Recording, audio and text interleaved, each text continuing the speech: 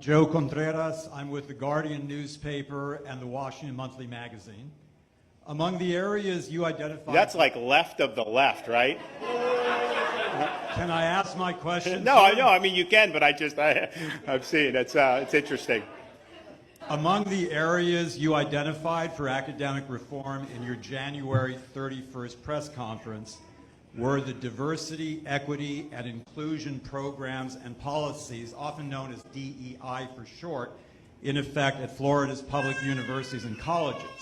Yet DEI was mandated by the Florida Board of Governors in the fall of 2020. That was on your watch, and most of the board members were appointed either by you or your predecessor, Rick Scott.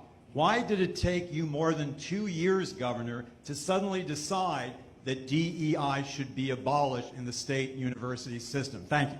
So it's a good question. So one, it wasn't at my direction. I didn't know what DEI was a couple years ago. As this had taken hold, I mean, it sounds innocuous, right? I thought maybe diversity of ideas, maybe actually have more than one viewpoint. Well, that's not what it is. What it is it's trying to enforce a political agenda and a political orthodoxy under the auspices of administration. And that is something that is not in the best interest of this state. It's incredibly divisive.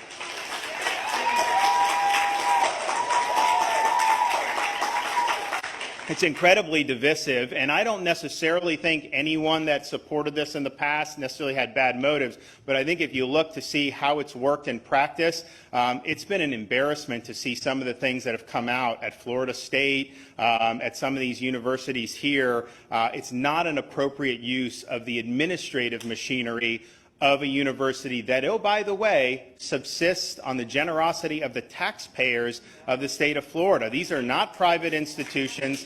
They're public institutions, and we have the right, who are elected and who are putting people in positions to make sure that those institutions are serving a mission that is consistent with the state's best interests. And so as this has become a problem, I asked to get more information about it.